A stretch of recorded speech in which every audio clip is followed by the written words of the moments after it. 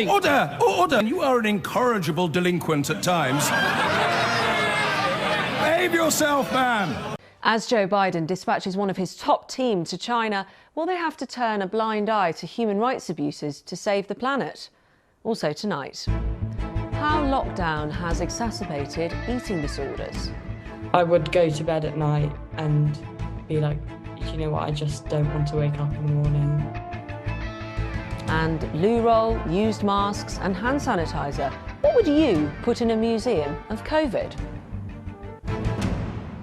Hello, good evening. One of the first decisive moves Joe Biden made as US president was to rejoin the Paris climate deal. The second was to create a post of special presidential envoy that signalled how seriously the US was taking climate change. He appointed former US Secretary of State John Kerry. Now Kerry's heading to Shanghai to woo China in advance of a virtual climate summit President Biden is hosting next week. A simple diplomatic trip if relations between the two nations were cordial, but while the US wants to engage on the future of the planet, it's also been condemning the Chinese government for its crackdown in Hong Kong and its human rights abuses in Xinjiang. What's clear is that without an agreement between the world's greatest polluters, there's little chance of averting dangerous climate change. What's less clear is how you engage with China on climate change, but still manage to criticise it meaningfully on its human rights record. Tonight we explore where those lines are and how President Biden will attempt to bridge them. Here's Aleem Makbul. China and the United States are by far the two biggest polluters in the world, together accounting for a staggering 40% of global carbon emissions. Bringing down the rate of global warming clearly needs sizable, urgent commitments from both. But each accuses the other of not doing enough, even last year producing rival reports on each other's climate transgressions. And of late, their relations have become more strained in so many other ways, as illustrated by last month's ill-tempered and decidedly undiplomatic summit in Alaska. The Chinese saying the US had no right to talk down to them, the US openly attacking Beijing's human rights record. Specifically, the Biden administration formally defined China's treatment of Uyghur Muslims as genocide and has talked in strong terms about mass detention and sterilization of minorities, in spite of what the world is shown in state-organized tours. But having said all of that, the US is now sending its special envoy, former Secretary of State John Kerry, to Shanghai to talk climate change. As the president has said, the climate issue is a freestanding issue. It's not for trade against the other critical differences that we have with China right now. Everybody's familiar with them in the economy, economic issues, certain issues of rights and other issues.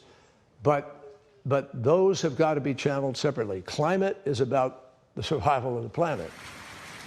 After what's perceived to have been crucial time lost on the environment during the Donald Trump years, many climate scientists are pleased with the promise of engagement, anything that helps.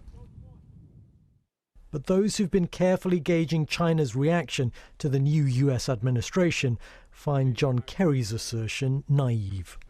The US government is going to face some headwinds when they go to China to have these conversations, because what China has been very clear about is that they don't view the climate and energy relationship with the United States in isolation. And so I think that the United States is going to have to, in parallel, work with China on many of these issues, get everything out on the open, rebuild the trust, and try to think of a constructive path forward.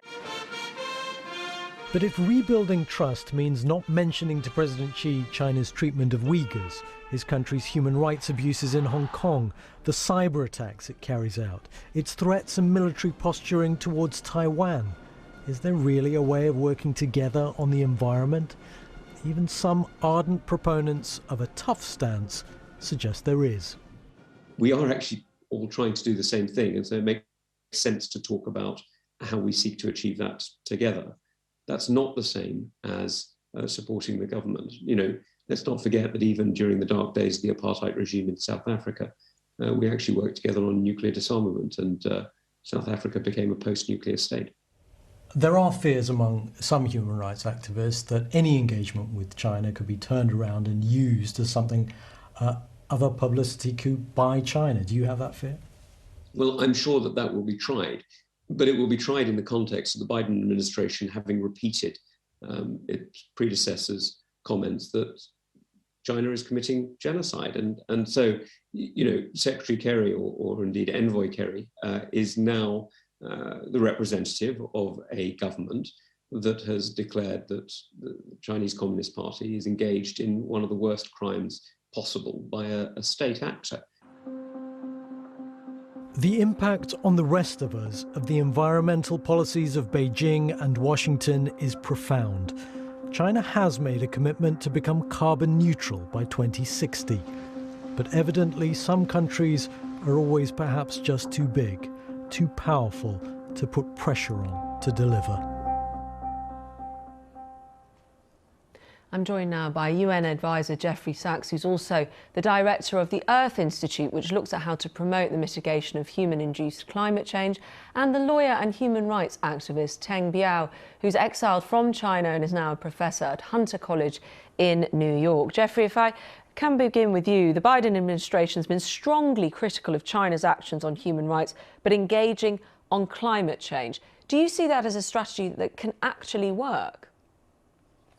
I'm not sure why BBC started with listing only China's human rights abuses. What about America's human rights abuses? The Iraq War, together with the UK, completely illegal and under false pretenses. The war in Syria, the war in Libya, the continued sanctions against civilian populations in Venezuela and Iran, walking away from the Paris Climate Agreement for the last 4 years, unilateral trade actions that have been deemed illegal by WTO.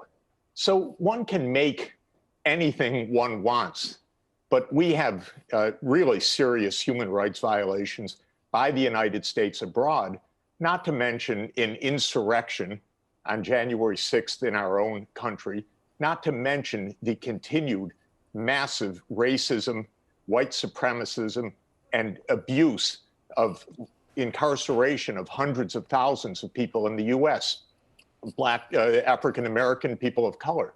So I think that the whole premise of this story is a little bit odd. No, but sorry, I'm looking. We have to look.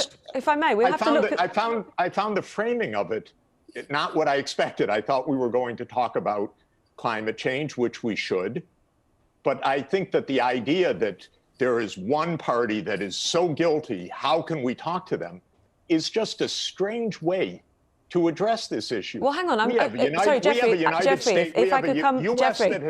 I'm hoping we can have a conversation. I'm hoping we can have a conversation. And if I could just say, I'm using, and what I'm saying back to you here is, we're also using the framing of the Biden administration. We're also talking from the perspective of how Joe Biden himself and those around him have talked about the human rights abuses in China. So you know, sorry, just to say, always, excuse me for one moment, the U.S. always attacks other countries. It holds itself sacrosanct. It's really outrageous, because I know what goes on in American foreign policy, and I know how abusive it is, and I know what it's like to live in a racist society, which I happen to do, where a significant part of this country is racist, followed a racist president who led an insurrection on the Capitol.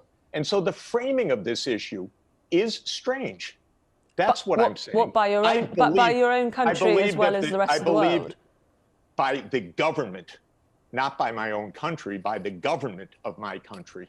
So I believe that the two leading polluters absolutely need to clean up their act.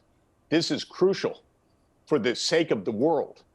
And so, of course, we need to clean up our act, because the United States is emitting 15 tons of CO2 per person in this country, twice what China is emitting per capita. And the two countries together are about 40% of the CO2 emissions in the world, and we are wrecking the climate. Jeffrey, so I'm keen to bring in Teng at this point, and I'll come back to some of your points in just a moment, because of course, Teng, you are exiled yourself.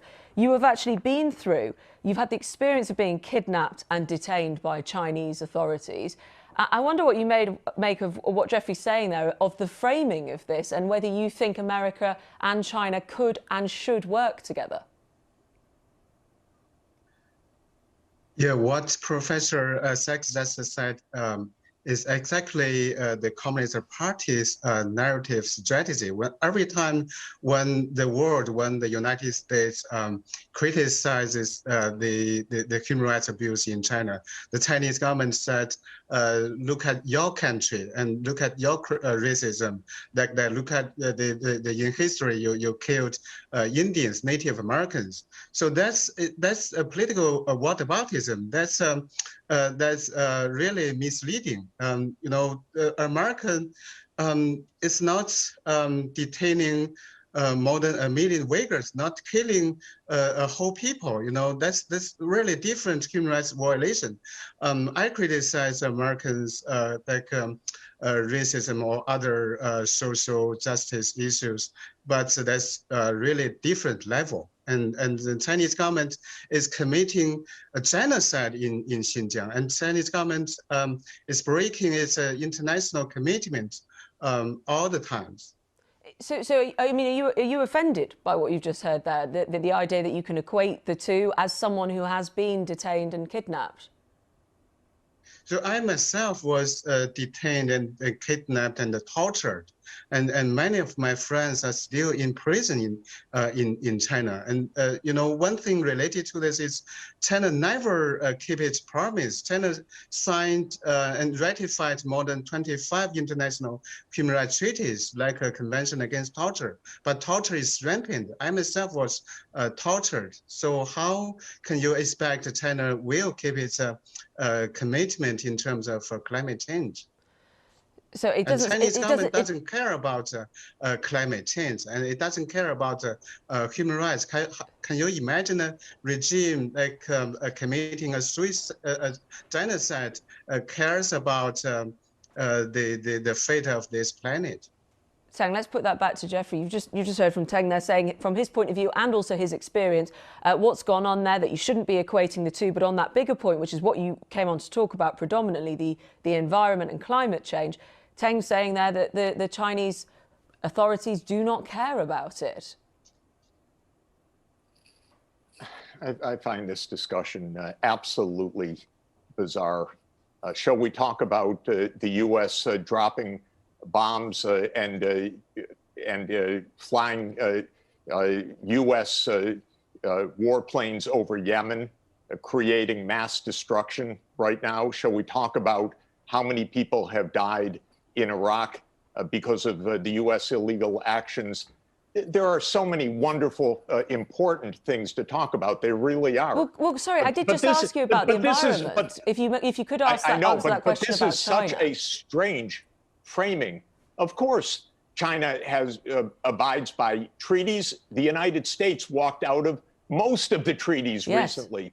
The United States walked out of the Iran treaty that was approved by the UN Security Council and by the UN member states, and then unilaterally imposed sanctions on the civilian population of Iran to bring as much suffering as possible. That is an absolute abuse. But there is a new administration. There is a new administration now, which is what happens. That's good. And so just bringing us up to date, which is what I'm trying to do. I take your point there that we've got to talk about what America has also done, whether there's equivocation here, Teng Biao just described what you were saying as whataboutery, and you're parroting the line of the Chinese Communist Party. Yes, but he is allowed his view of your view. Of course, and I'm allowed to completely disagree with it. And you have, but I am keen. No, it's not about whatism. It's about how we are going. It's about how we are going to get along on this planet. From what you have said, it doesn't sound like you think the Chinese should, because, as you rightly say, of what America has been doing for the last 4 years, it doesn't sound like you believe the Chinese should trust the Americans over a climate change deal. Is that right? I believe that the framing of this story of how can the U.S. trust China is bizarre. But sorry, I did just ask you a question. I think that the Chinese and the US should sit down for serious talks, and then they can forge a pathway, as they did in 2015, to reach the Paris Climate Agreement. And then China stayed in the Paris Climate Agreement, and Donald Trump, a psychopath as president of the United States, walked out of the Paris Climate Agreement. So let's get the framing right. Okay, but some of your fellow Americans, in fact, millions and millions of them who just voted for Donald Trump again, wouldn't necessarily agree with your characterization. I'm telling you that this is a problematic country. And therefore, for one country, or for your story, to be saying that this is all about how can one trust China is really bizarre. A point you have made repeatedly, and we were trying to get more onto the environment there and what should happen next, which you did come to. Jeffrey Sachs, we have used up all our time, and I'm sorry to say that, but thank you. The two countries successfully agreed on Paris in 2015. We should build on that. An important point, Jeffrey Sachs, thank you for your time. Teng Biao, thank you to you.